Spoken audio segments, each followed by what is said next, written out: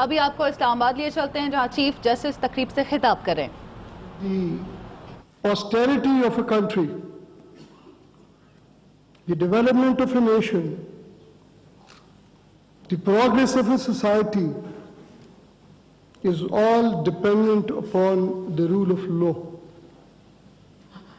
There is no possibility, and I don't see another option, anything other than the rule of law, which can ensure the progress and development, peace and prosperity in a society. Leaving apart the civil system of justice, the most important and the foundational system which can prove to provide the peace and tranquility to the society undoubtedly is the criminal justice system of any country. In May, perhaps, we had a conference in which one of the topics was about the police reforms, but we could not immediately do much about it until one day there was a case in the Supreme Court with respect to Mr. A.D. Khaja, the IG of Police, Karachi. I was heading the bench and hearing the matter when Mr. Saqib stood up. He wanted to become a party to those proceedings. I said, what is your locus standi, what is your interest in the matter? He immediately and promptly responded, sir, it is not a matter of an individual. It's not pertaining to Mr. A.D. Khaja alone. This is unfortunately about the whole system. I would like to assist this court that there is much to be needed, much to be done in the dispensation of criminal system of justice. That is the day when I thought, that is the day when the seed of how to revamp the criminal justice system and the system pertaining to our police reforms was sown and came to my mind. The second occasion was when Mr. Saqib was accompanied by Shaukat Javed Sahab also. So this is how we started on thinking, and ultimately we were able to collect a team of experts, real learned, knowledgeable people with dedication, passion, with honesty of purpose, those who got together, and we all decided that we must pay back our posterity what is the requirement, what is the need of the day. And that is how this committee to reform the police law was formulated. It was joined by the existing IGs of the time, and most of them I see today. We had lengthy meetings, long sessions. I believe sometime we would leave even late nights also. But let me share with you, gentlemen, ladies and gentlemen, that all these, I would say, great people, they have been coming at their own expense, staying at their own expense, working day and night to revamp the system, revamp the law, revamp the police reform in Pakistan.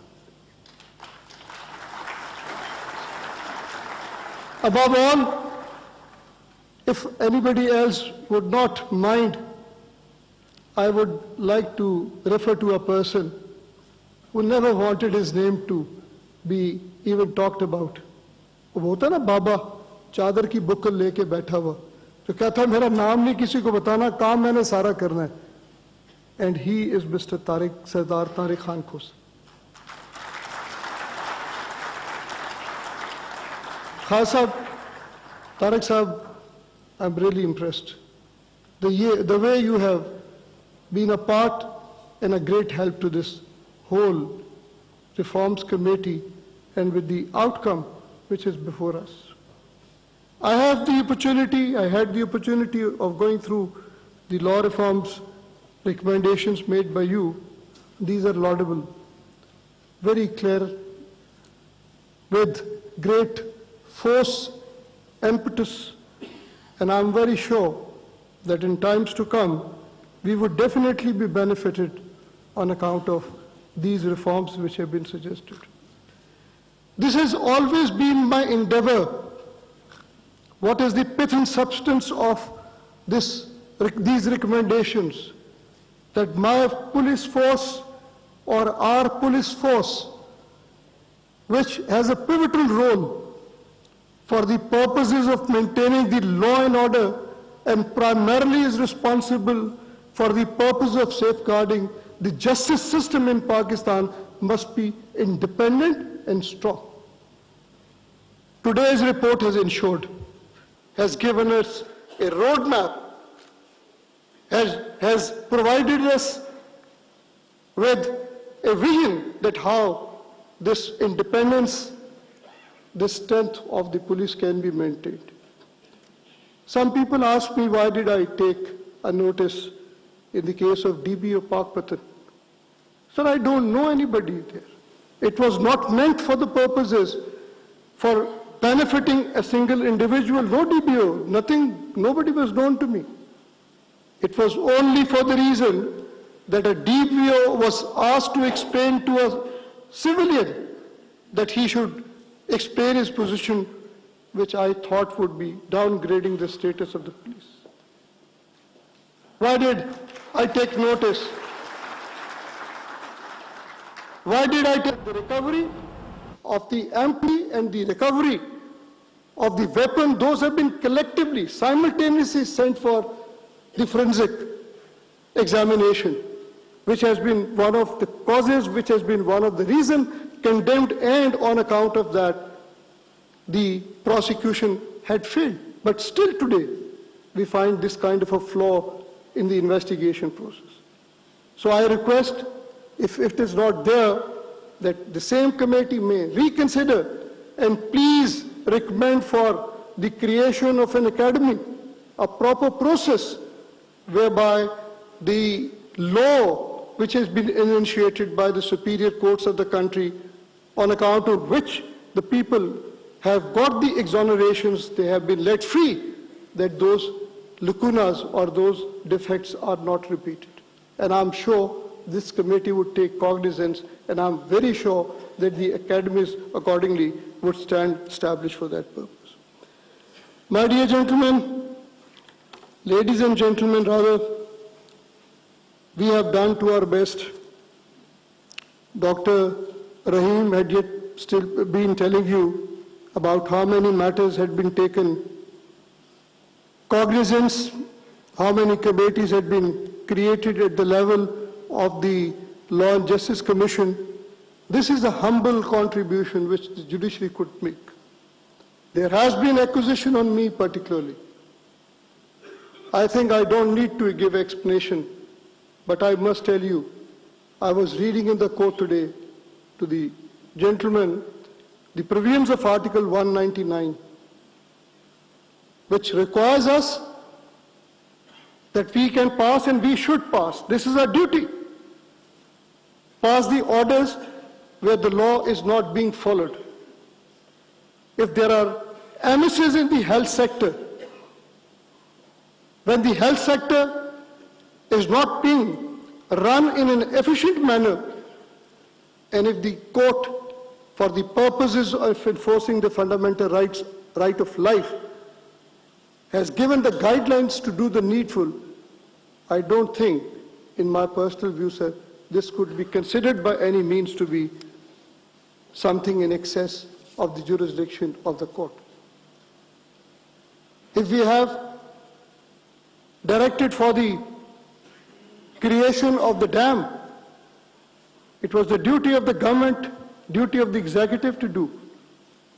And for the last 40 years, unfortunately, there have been either a long slumber or omission, for whatever reasons may be, that the dam was not being constructed. And today it is acknowledged openly by the chief executive of the country that we would be short of water by 2025. What a time is left to us. Who's to account for these 40 years? And if we have passed the directions, is it in excess of the jurisdiction conferred upon the Superior Court of the country under Article 184(3) or under Article 199? I'm leaving this question for you to ponder, sir, and for you to answer. My understanding has been that whatever order we have passed has been to make up the omissions which were there for the exercise of proper authority, state authority. It is for the people to judge, but the intent behind all these actions has been bona fide, with the honesty of purpose. We have never tried to encroach upon the jurisdiction of any other limb of the state.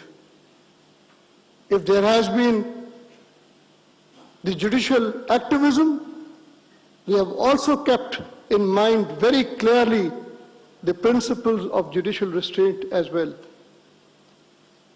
And I am grateful to the Allah Almighty that in last few years' time, this judiciary, mashallah, mashallah, has developed the confidence of the people of Pakistan. If you want to look at the confidence,